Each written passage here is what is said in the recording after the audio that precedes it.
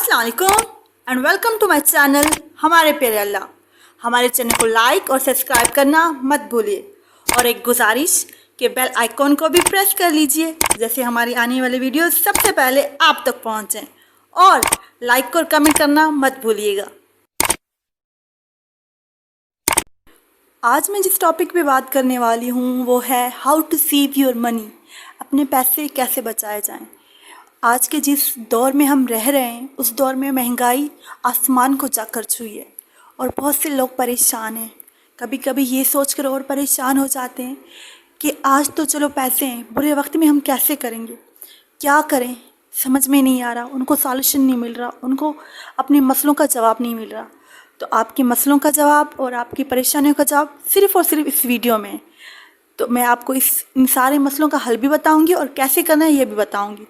पहले मैं आपको ये बता दूं कि इस्लामिक पॉइंट ऑफ व्यू में जो सेविंग है उसके बारे में क्या व्यू है।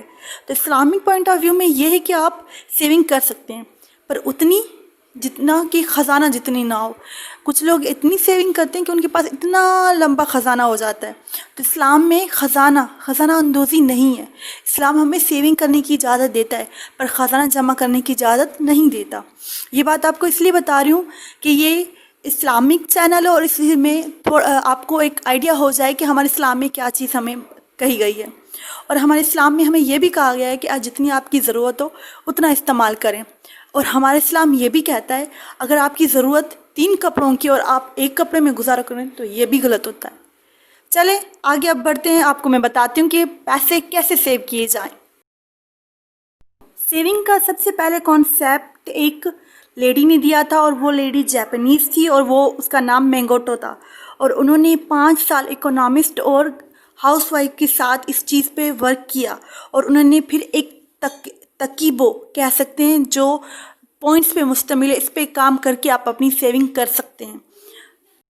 सबसे पहला क्वेश्चन इसमें यह है कि व्हाट इज़ योर इनकम, आपकी इनकम कितनी है। How much you want to save money from your income. तो फॉर एग्ज़ाम्पल आप 10,000 मंथली कमाते हैं तो आपका क्वेश्चन ये होगा कि भाई आपने उसमें से सेविंग कितनी करनी है।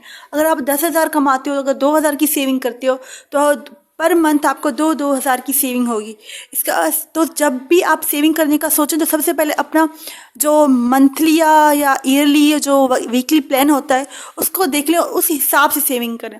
फॉर एग्जांपल अगर आप सेविंग करते हो, आपकी पे 10,000 है और आप सेविंग करते हो 5,000 तो डेफिनेटली आपको मसला होगा। तो इस चीज़ से सेविंग उतनी करें जितनी आपकी कैपेबिलिटीज़ हो, जिसमें आप अपने आप को मैयर कर सकें।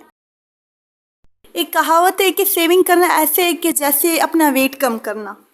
सेविंग करना ऐसे है कि जैसे अपना वेट कम करना। तो लोगों के लिए ये तो बहुत बड़ा एक समझें चैलेंज है। तो काफ़ी लोग इसको पूरा कर पाते हैं और काफ़ी लोग नहीं कर पाते। सबसे पहले आप क्या करें, आप अपना एक मंथली प्लान बना दें।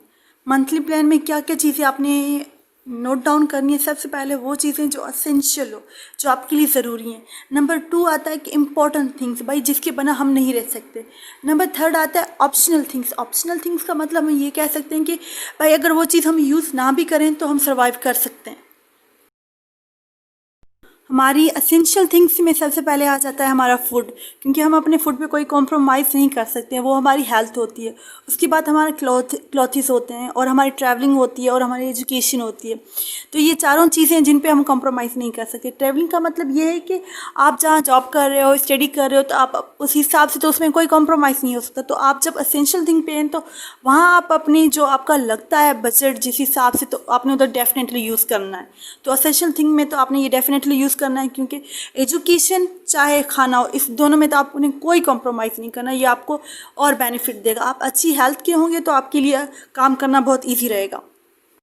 इम्पॉर्टेंट जो थिंग्स हमारी हैं, जो हमारे सेकंड की पॉइंट्स हैं, उसमें है कि हमारे घर का पानी, इलेक्ट्रिसिटी बिल और जो चीज़ें घर में होती हैं उनकी जिनकी ज़रूरत हमें होती है, जिनके बगैर हम सर्वाइव नहीं कर सकते हैं। जैसे कि हमें मिनरल वाटर पानी पीने की आदत होती है जो हमारे लिए हेल्थ के लिए अच्छा होता है।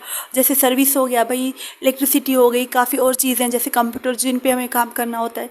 तो जो चीज़ें हमारे लिए बहुत इंपॉर्टेंट, हम उन पर भी कॉम्प्रोमाइज़ नहीं कर सकते, तो उनको भी बेहतर तरीके से यूटिलाइज़ कीजिए।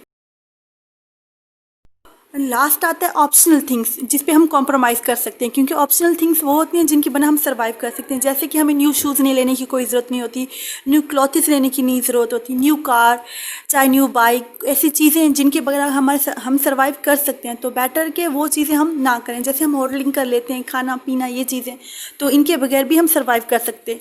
अगर हम फर्स्ट और सेकंड को प्रायोरिटी देते हैं काम को और थर्ड को इतनी प्रायोरिटी नहीं देते, तो ऑटोमेटिकली हमारी सेविंग बजट जो है ना, डे बाय डे नहीं, मंथ बाय मंथ इंक्रीज़ होगा। क्योंकि अगर आप चलो ठीक है, अगर मंथ्स में या 3-4 मंथ्स में हम होटलिंग कर लेते हैं, कोई इशू नहीं होता, क्योंकि हम पर मंथ ये चीज़ सेविंग कर रहे होते हैं। जो थर्ड हमारी चीज़ ऑप्शनल चीज़ें जो हमें अपनी मंथली बजट में वर्क करने में काम करेंगी। और इसीलिए मैं आपको ये कहूँगी कि जो थर्ड है ऑप्शनल चीज़ें, जो आपकी आउटिंग हो गई, होटलिंग हो गई, जो एक्स्ट्रा चीज़ें हो गई, उनको आप जितना जल्दी ख़त्म करोगे उतना जल्दी आपकी सेविंग इंक्रीज़ होगी। तो इस पॉइंट पे ज़्यादा से ज़्यादा काम करें। ये जो सारी जो मैंने आपको इंस्ट्रक्शन दी, ये तो जापानीज़ लेडी की, जो उन्होंने अपने वर्क में सीखा, जो उन्होंने अपने एक्सपीरियंस में सीखा। जो मैंने सीखा है, जो मैंने अपने एक्सपीरियंस से सीखा, जो मैंने सेविंग की है, वो मैं अपना पर्सनल एक्सपीरियंस आपके साथ शेयर करती हूँ। नंबर 1 ये कि फजूल खर्ची अवॉइड करने जितना हो सके, जिसका हमने अपना थर्ड रूल बताया था कि ऑप्शनल थिंग्स जिनके बगैर हम सर्वाइव कर सकते हैं।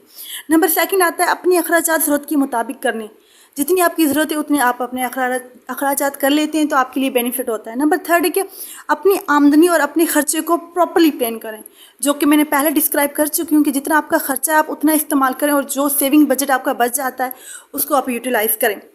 नंबर 4 है पैसे इस्तेमाल में लाने से पहले अपनी सेविंग को अलग करें। ये काम अपने सब प्रायोरिटी बेस पे करना है, क्योंकि आप जब ये चीज़ करते हो तो आपको आइडिया हो जाता है और आपके वो पैसे सेविंग भी हो जाते हैं। नंबर लास्ट जो बहुत अच्छा पॉइंट ऑफ व्यू है, वो मैं ये कहूँगी कि इस्लामिक बैंकिंग का सहारा लें। इस्लामिक बैंकिंग में क्या होता है, रिबा से पाक होता है। रिबा क्या होता है, रिबा बोलते हैं हम सूद को, सूद से पाक ये चीज़ होती है, और उधर से मुनाफा उठाना कोई बुरी बात नहीं होती। तो ये की पॉइंट्स जो मैंने अपनी लाइफ में अप्लाइड किए हैं, और उम्मीद है कि आप लोग भी इसको अप्लाई करके और बहुत अच्छे तरीके से सेविंग करेंगे। मेरे चैनल को ऐसे ही देखते रहें, और शुक्रिया आपका वीडियो देखने का। अपना ख्याल रखिए और मेरे वीडियोस को ऐसे ही देखते रहें।